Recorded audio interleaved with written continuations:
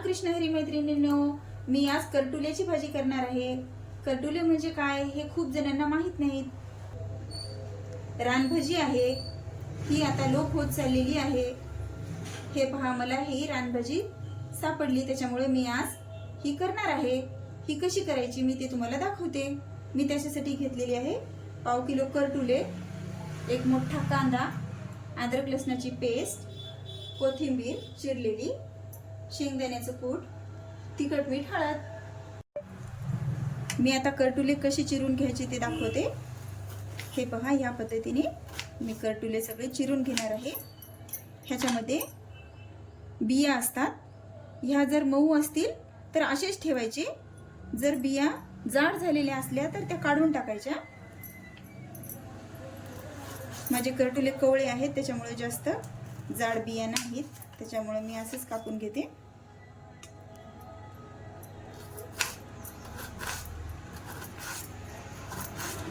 हे पहा, ह्याच्यामध्ये आता बी जाड झालेली आहे, ती बी अशा पद्धतीने आपण काढून टाकायची आहे।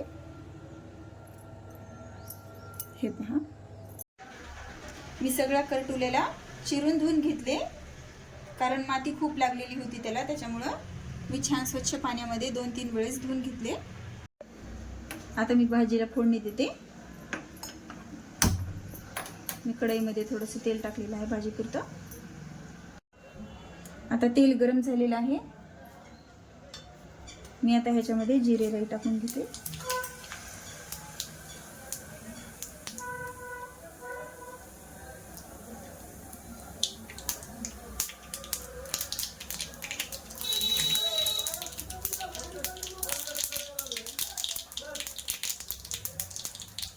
आता जिरे राई छान तडतडून झाले, आता मी त्याच्यामध्ये कांदे टाकते।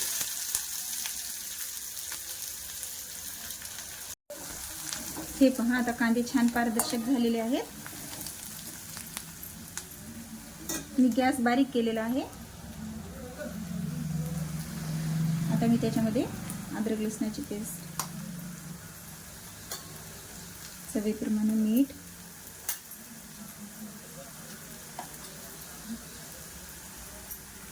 तिखट आणि हळद टाकते। मग छान कांद्यामध्ये छान परतून घेते।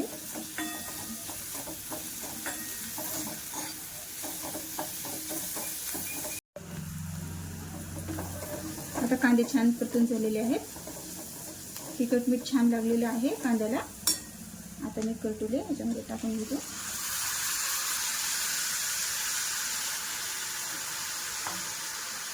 आणि लगेच कोथिंबीर पण टाकतो आणि भाजी छान कालून घेते। आता मी छान कालून घेतलेलं आहे भाजीला।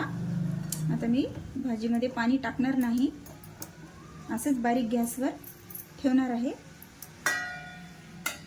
आणि वरती थोडंसं पाणी सोडणार आहे।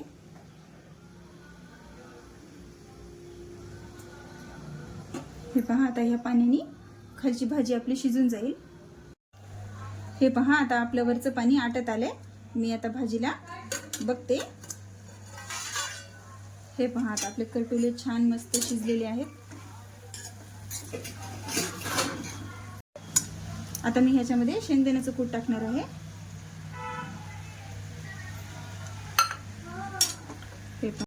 हे पहा, आता मी भाजीला छान कालवलेले आहे शेंगदाण्याचं कूट टाकून। आता 1-2 मिनिटं झाल्यानंतर मी गॅस बंद करून टाकते। आता आपली भाजी खाण्यासाठी तयार आहे।